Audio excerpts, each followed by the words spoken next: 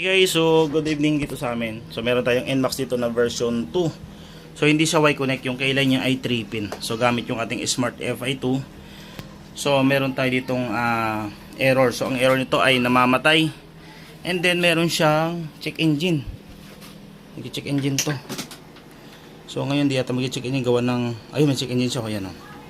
So ito gamit yung ating Smart FI. So nangyari dito, tumatakbo din, namamatay tapos pag in-start niya umaandar uli. Ayusin pa natin. Ayun. So gagawin natin, naka-on lang yung susian. Ayan, naka-on na yan. So pasok tayo sa diagnose and then i-read natin yung kanyang error. So nakita ko na rin to, pakita ko lang sa inyo para next time pagka na-encounter nyo ulit to, alam nyo yung gagawin nyo.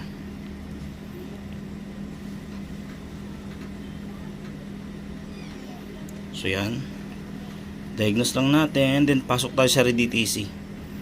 Okay. So ito yung error na lumalabas sa kanya, P0235, yung kulay blue, and then red. Ibig sabihin ng red na yan, kulay red na yan, coding na yan. So nagmamalfunction siya, sira talaga siya. And then dito sa green, ito yung mga nadaanan niya tapos bumabalik. Ito naman talagang nagsa-shutdown yung motor. And then pag in-start niya, umaandar. So ito hard start.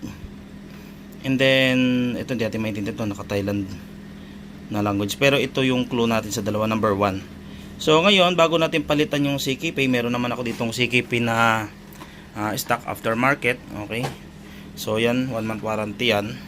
Bubuksan ko muna yung CKP, papakita ko dun sa inyo kung anong meron ba dun, bakit namamatay. So dalawa kasi ang pwedeng possible na sira, ECU or CKP. So 19 CKP kasi karamihan naman ng sira ito ay CKP. Mas mahal pag inuha natin yung ECU. So yun guys, antabayanan nyo. And then isa pa problema nito, may problema siya sa idle. So after cleaning, so ito siya. Pero konti lang naman guys, yung percent na tinataas niya 33. So hindi mo natin sa isisingit, next time na lang siguro. Dahil gawa ng sa budget ng customer ay hanggang CKP lang muna tayo. So hindi mo natin sa i-clear. Okay, so antabayanan nyo guys, kakalasin ko muna yung magneto. And then tingnan ko kung ano nangyari dun sa CKP or sa mga socket dyan. Okay.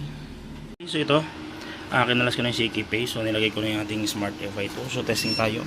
Pasok tayo dun sa ayaw para sa connected. Kasi naka-red yung ating, pag red ang Bluetooth ay hindi yan connected. Okay, Smart FI. Ayun. Punta tayo sa advanced function, check sensor, and then check sensor, punta tayo sa CKP, pasok sa hall sensor, and then check tayo ng kanyang, so ito na yun. So nakalagay na yung box natin na yan, and then yung adapter. Ito yun sa baba. Continue. And then tingnan nyo guys, ayan. So naka-red naman lahat, ibig sabihin, possible good yung kanyang stock. Ayan. So tingnan natin, lagyan natin siya ng magnet. So ibaba natin dito yung ating tablet. Ayan. So magnetin natin. Ayan ulit. Ayan, green. Magnet.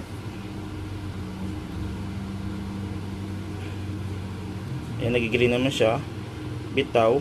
Ayan, naglalak oh. Isa. Naglalak. Ibig sabihin, kapag naiiwan yung green na yan, hindi siya bumabalik, sira nga yung CKP. Titirik nga yan guys oh. Pero maandar yan oh. So i-good natin siya. Ayan. So naka-off. Ayan. Ayan. So sira yan guys kapag lahat yan naka-green. Dapat kasi pag wala na magnet yan, so dapat naka-red lahat yan. So sira na yung CKP. Kaya pala ikakaroon siya ng P0335. Okay. So ito never pa na program yung ECU. So papalitan natin siya ng bago. Yan, papakita ko sa inyo guys yung kalagayan ng bago-bago ko install. Okay guys, so ito yung sa akin. Yan, walang tatak yan. Okay, so back. And then continue uli. So nakita nyo guys, lahat naka-red. So mamagnetin ko siya. Yan siya. Yan yung nag-green. Bitaw. Yung isa, green. Bitaw ko, ganun pa rin. Green, bitaw. Hindi na green, bitaw. Okay, so gagawin ko siyang good. Good ko lahat. Ayan. So dapat mag-good siya. Ayan, good. Okay, so good lahat. Pero naka-red. Ayan o.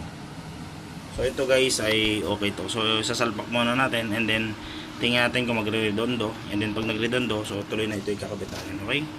So kabit muna natin. So ito binuo ko na. So ayan, nakasalpak natin yung Smart FI. And then punta na tayo sa diagnose. Okay, so start muna natin bago natin reset. Ayan o. Okay. Yun o. So nag-start na yung motor. So may check engine siya. Ngayon i-reset natin siya. Okay lang natin. And then punta tayo sa diagnose and then read DTC. Okay, and then clear natin. Pag clear mo dito, ayan. Okay, para mawala na siya sa history. So clear na, read DTC. Tingnan natin kung may laman pa. Okay, no full code na and then yan, wala na siyang check engine. Okay. So okay na tong motor na to guys. Bubuuin na lang. And then ayun. So mayroon siyang 1 month warranty naman sa parts and gawa.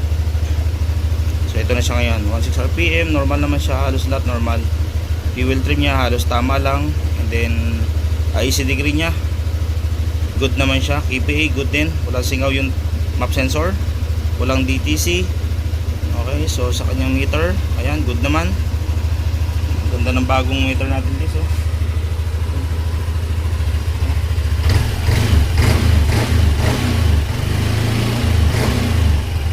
Okay, so yun guys, sana may natutunan kayong konting bagay ngayong araw and bye bye.